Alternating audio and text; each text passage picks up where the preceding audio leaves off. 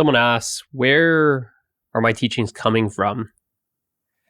And it's a pretty funny question to answer, because I don't consider myself a teacher. And what am I actually teaching?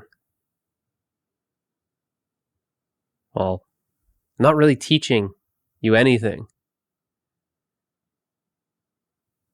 What am I talking about then? In these videos, I'm just talking about myself. All the stuff that it seems like I know, I just simply know myself. In fact, that's the only thing I know. The only thing I know is myself. The only thing I'm talking about in these videos is myself. I know it because I am it. There's no difference.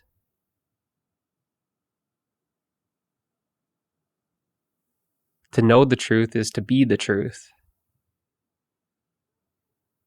If there's a teaching, it's no different than the truth.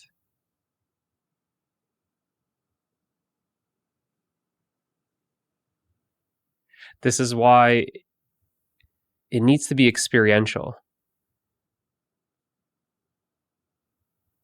This is why if you come to this channel and you're just trying to collect information, you're trying to grasp knowledge. As long as there's a you that's trying to grasp knowledge, it's not true knowledge. True knowledge is self-knowledge.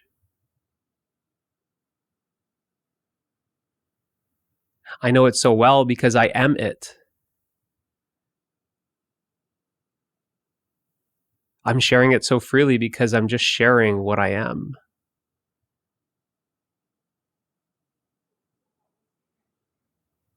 I'm not consulting a teacher or a guru. I'm not consulting a scripture or a book. That would be seen as borrowed knowledge. There's no need to lean on another teacher or a book. There's no need to have a resource when you realize that you are the source.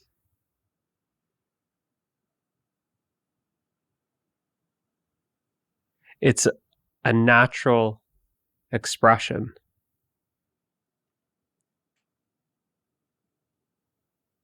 The freedom to express oneself.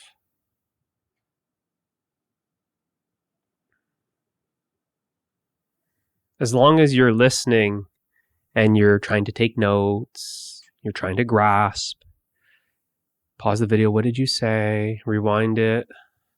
That sounded pretty good. Let's write that down. Wait, hold on. That sounds a lot different than that other guy or that other girl. Well, that's not what that teacher said. That seems to conflict this. Okay, that seems to line up nicely. As long as that's happening, then you're just trying to collect knowledge.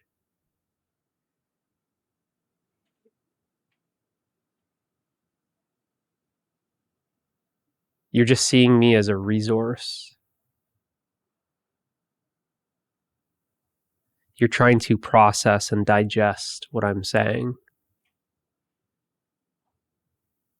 Almost every video on this channel is an experiential exploration.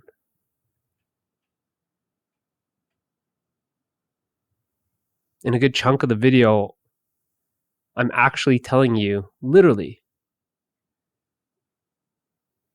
to follow the pointings.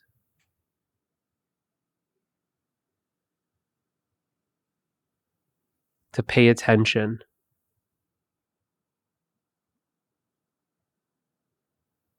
to experience what the words are simply guiding you to.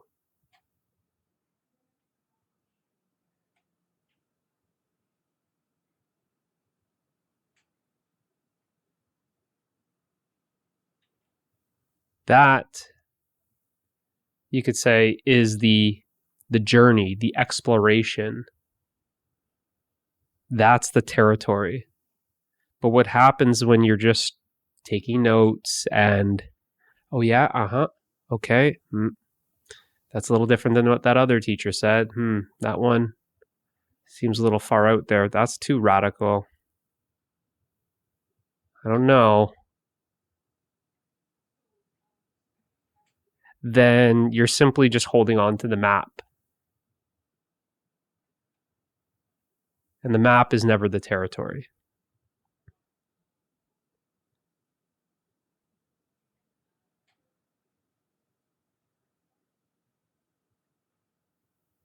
The understanding is experiential. Unless it's experiential, there's no true understanding. It would be like, you're a guy.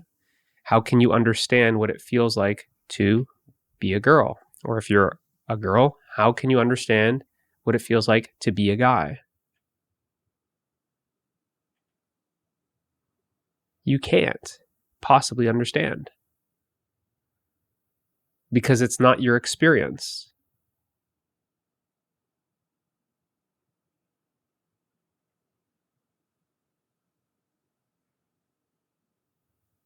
I've got 3 kids. I understand what it is to be a father, but I definitely don't understand what it is to be pregnant. My wife was pregnant with 3 kids. I've watched her be pregnant with 3 kids. I've helped her through the process of pregnancy 3 times. And yet I don't understand what it is to be pregnant.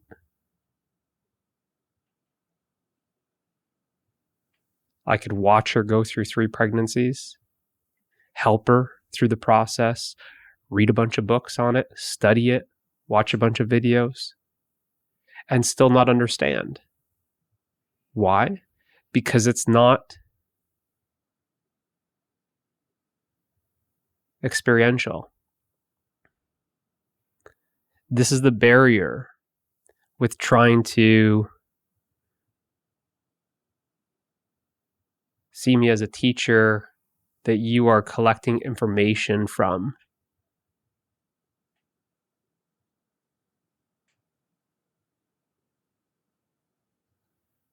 This is why I like, out of all the titles, labels, guide, because guide doesn't really create this superior, inferior dynamic. It's more of like a friend on the journey, right there with you. And it seems more experiential. Like, let's explore. What are we exploring? We're exploring life. I am life and so are you. Let's explore. But it's as if you come to me and say, I want to think about life.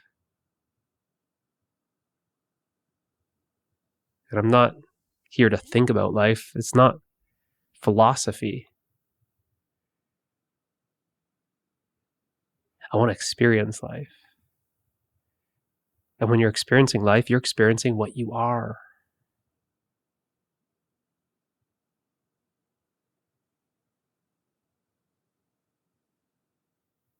So every video is an invitation to journey together, to explore life together, to explore our true nature.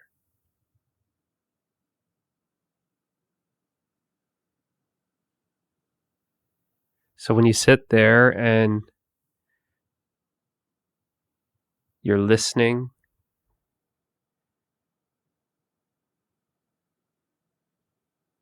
to what appears as information, trying to grasp it, hold on to it, digest it, process it, compare it to some other information that you picked up, it's not possible to experience what I'm sharing.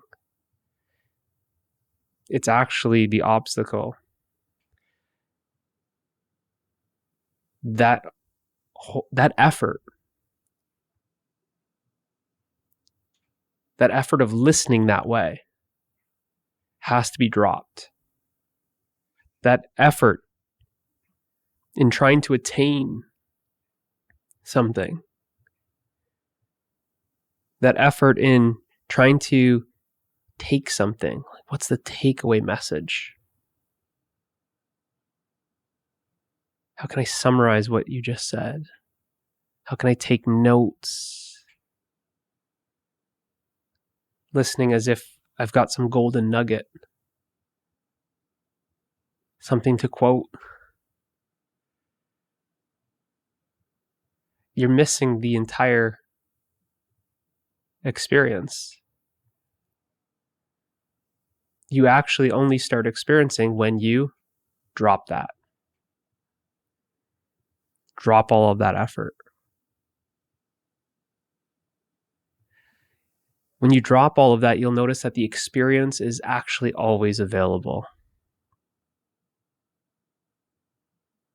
It's what the words are arising out of.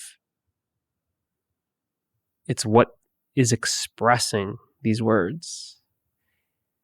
It's where I'm speaking from. It's what I'm resting in and as. The words that are simply expressing out, appearing to come to you, that you are trying to grasp and collect and hold on to.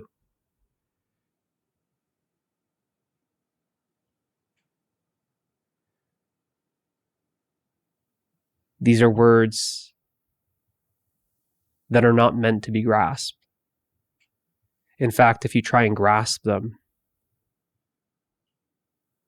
they'll only make you frustrated. Especially when I start speaking paradoxically. They'll just confuse you. They'll irritate you. They'll frustrate you. When you're waiting for the next word, and I give you a moment of silence instead, you'll start feeling like this irritation, this frustration.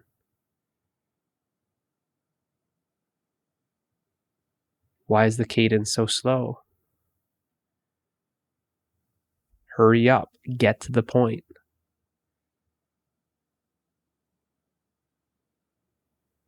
You're getting frustrated because it's like you're ready to catch the word and I'm not throwing it.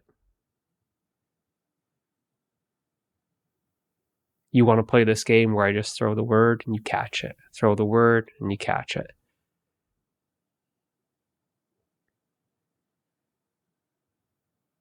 As if I'm throwing concepts at you that you're catching.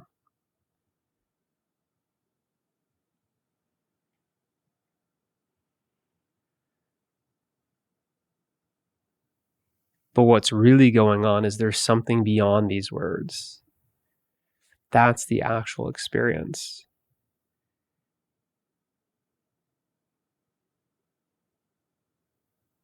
And if you've had enough of playing catch with the words, then I suggest you put down the glove.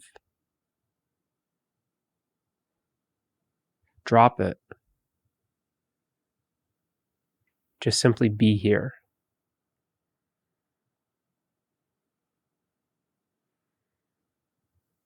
And by dropping that, what happens is the barrier is dropped.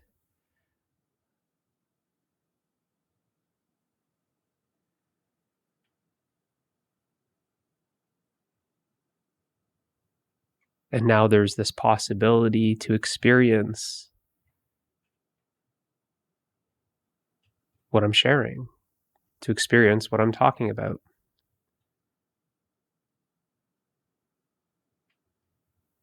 To experience yourself, to experience the truth.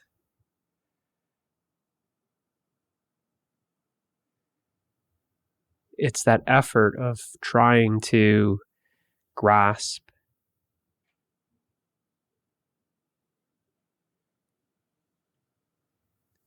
that is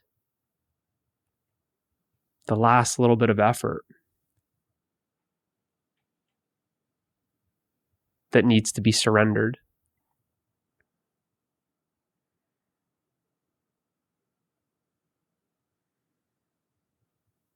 Can you surrender that effort and simply rest? What happens when all effort ends?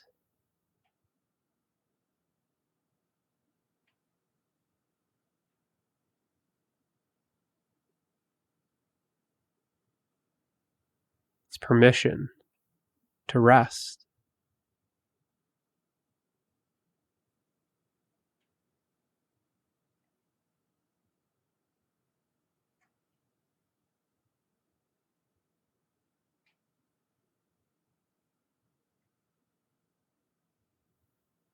And when that effort ends,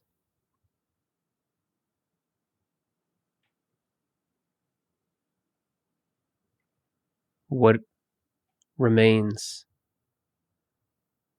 When that effort is turned off, as if you just turned off the switch, hit the off button. The effort has been turned off.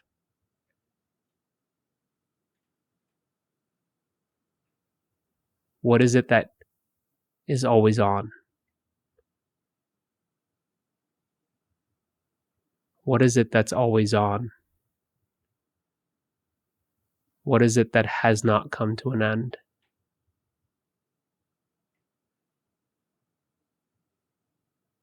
When the doing, the grasping, the catching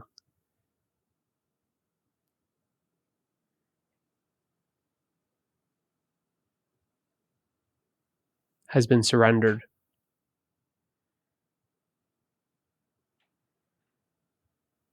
what is it that remains that is not a doing?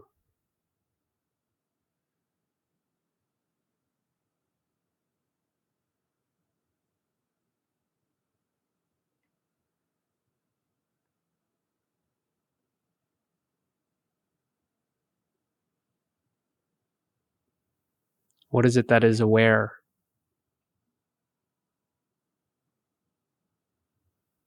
Of the grasping? What is it that can watch the mind exhaust itself in trying to grasp this nothingness?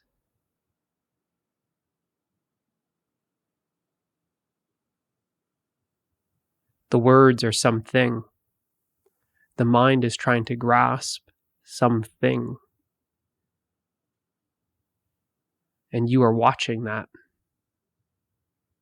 I simply just pointed out. Experientially, you are watching the mind grasp at words. You are watching the mind become frustrated.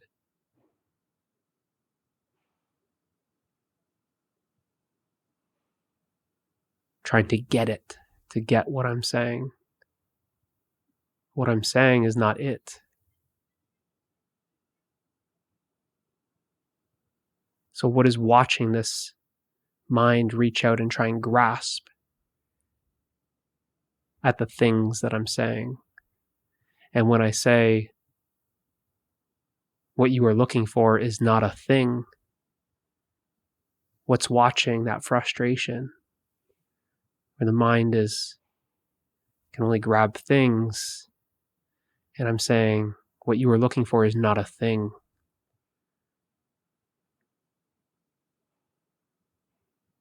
See how the mind can't grasp nothingness, it can't grasp air, emptiness.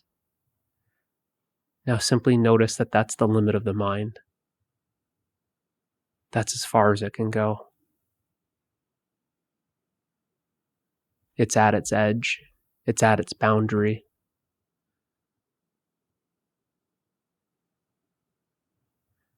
Now, what is watching this subtle activity, this subtle movement? Watching the mind reach out. I just want to get it. And I'm saying it's not a thing. It's not an object. The mind only knows objects. The mind only knows things.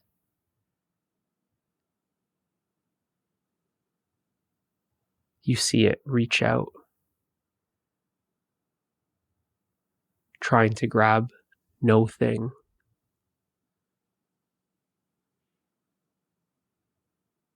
The mind is reaching out, trying to grab you.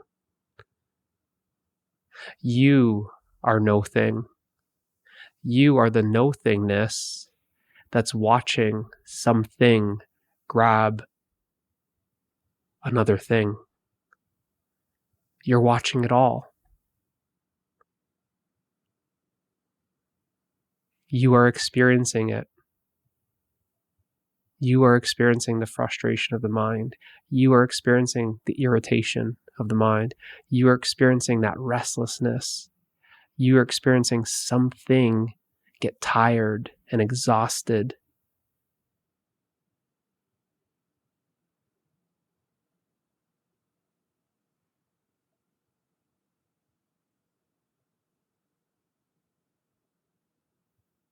When the mind gets tired trying to grasp, when it gets tired trying to reach out,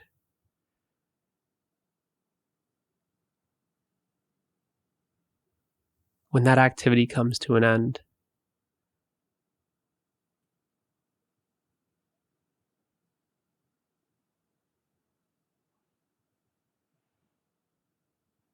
simply notice how you do not come to an end. You are what is watching that activity.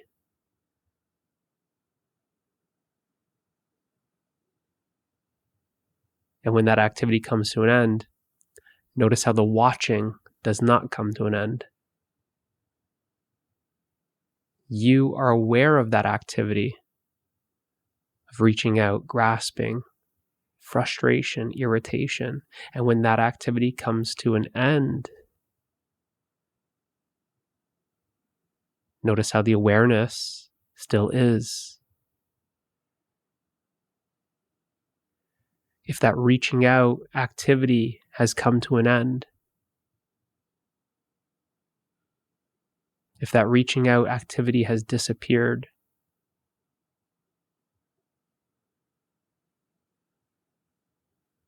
it's not you. That is not what you are.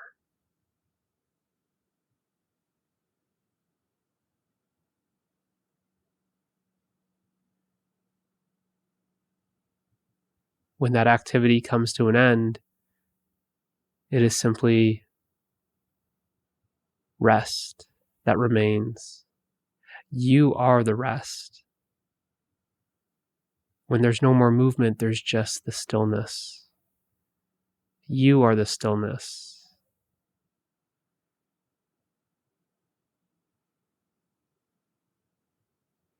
The stillness that was watching all of that movement.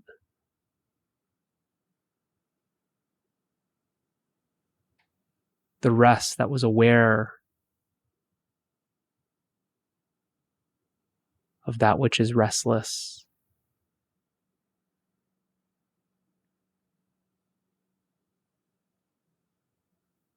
You are watching the mind struggle.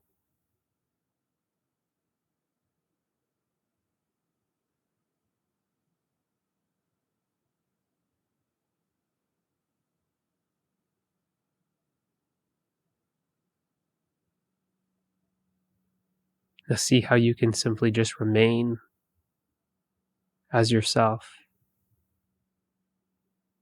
See how you can simply rest in yourself. Rest as stillness. That the doing has come to an end and now there is just simply the being that is realized. That this being is your true nature.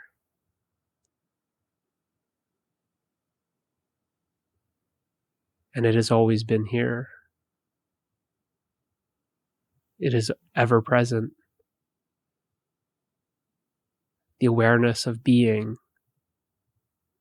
the awareness of yourself.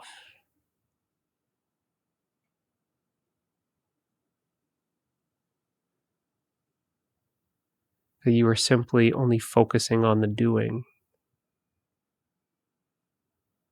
You're focused exclusively on the activity, the movement.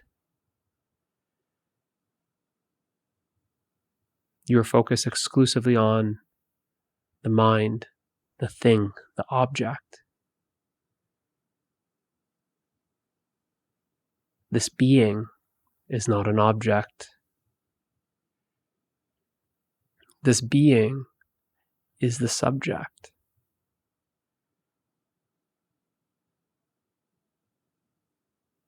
The subject that is aware of the mind. The mind is an object, and what you are is the subject. And by simply resting in yourself as yourself, the subject is aware of the subject. This is not a subject-object experience. It is not a dual experience. It is a non-dual experience. The subject is experiencing itself. You are experiencing yourself right now.